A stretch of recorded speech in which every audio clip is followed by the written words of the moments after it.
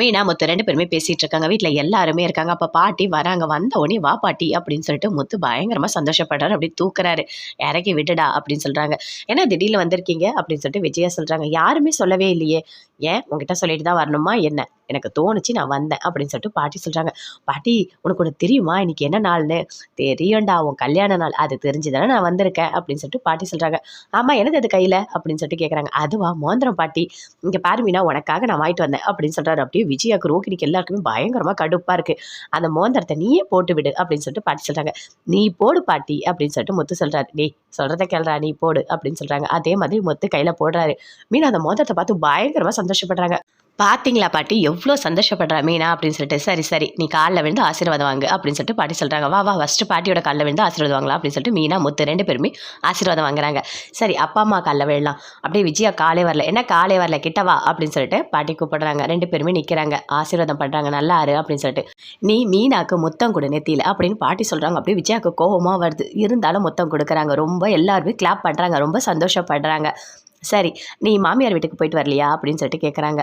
"ஆமா, போகணும்" அப்படின்னு சொல்றாரு முத்து. "போப்பா போ. கண்டிப்பா மீனாவோட அம்மா வீடு உனக்கு ரொம்ப முக்கியம் தான். நீ போயிட்டு வா, நான் இங்க தான் இருப்பேன்" அப்படின்னு சொல்லிட்டு பாட்டி எல்லாருமே உள்ள போறாங்க. முத்து, மீனா 2 பேருமே கிளம்பி போறாங்க. போன உடனே வாசல்ல இருக்க எல்லாருமே வரவேற்கிறாங்க. "வாங்க, வாங்க.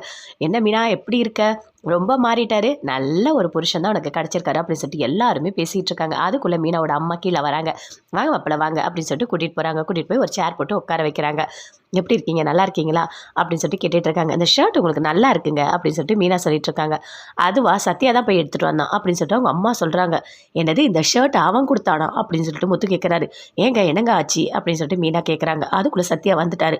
"ஏன், நான் வாங்கி கொடுத்த ஷர்ட்லாம் போட மாட்டாரா என்ன? கௌரவ குறைச்சலா?" "ஆமாடா, கௌரவ குறைச்சல் தான்" அப்படின்னு சொல்லிட்டு இந்த ஷர்ட்டை கழட்டுறாரு. கழட்டி, "என்னங்க என்னங்க, ஏங்க இப்படி பண்றீங்க?" அப்படின்னு சொல்லிட்டு மீனா கத்துறாங்க. அப்படியே இறங்கி ஓடி வராரு. வந்து கார்ல ஏறுறாரு. மீனா வான்னு கூப்பிடுறாரு. "ஏம்மா நீயும் போற?" அப்படின்னு சொல்லிட்டு அவங்க அம்மா கேட்குறாங்க. "இல்லம்மா, இப்ப நான் போறேன்.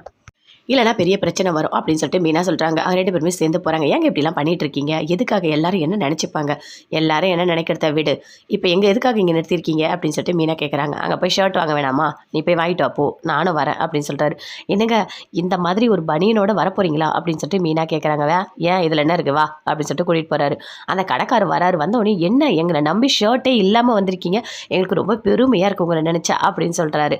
அதை கேட்டோடனே மீனா அப்படியே சிரிக்கிறாங்க. "சரி வாங்க, எல்லாரும் சேர்ந்து ஒரு ஃபோட்டோ எடுத்துக்கலாம்" அப்படின்னு சொல்லிட்டு அந்த கடைக்காரர் எல்லாரும் சேர்ந்து ஒரு ஃபோட்டோ எடுத்துக்கிறாங்க. மீனா அப்படியே பயங்கரமா சிரிச்சிட்டு இருக்காங்க. ஷர்ட் எடுத்து போடுறாரு. "இந்த ஷர்ட் கூட உங்களுக்கு அழகா தான் இருக்கு" அப்படின்னு சொல்லிட்டு மீனா சொல்றாங்க. "ஆமா, ஆமா, எல்லாமே நல்லா தான் இருக்கும். சரி வா போலாம் வீட்டுக்கு" அப்படின்னு சொல்லிட்டு வீட்டுக்கு போறாரு. வீட்டுக்கு போன உடனே உள்ள போயிட்டாரு. அப்படியே விஜயா, ரோகிணி எல்லாருமே பார்க்குறாங்க. ஆமா, இவன் போகும்போது வேற ஷர்ட் போட்டிருக்கான். இப்ப வேற ஷர்ட் போட்டிருக்கான் அப்படின்னு சொல்லிட்டு அப்படியே விஜயா பார்க்குறாங்க. இதெல்லாம் மீனா கவனிச்சிட்டே இருக்காங்க. அதுக்குள்ள பாட்டி வந்துட்டாங்க. "என்னடா முத்து, இதுக்குள்ள போயிட்டு வந்துட்டியா?" அப்படின்னு சொல்லிட்டு. "ஆமா பாட்டி, போயிட்டு வந்துட்டேன்" அப்படின்னு சொல்றாரு. "ஏன் போனேன், கொஞ்ச நேரம் பேசினேன், வந்துட்டேன். அவ்வளோதான், வேற என்ன இருக்கு?" அப்படின்னு சொல்லிட்டு முத்து சொல்றாரு.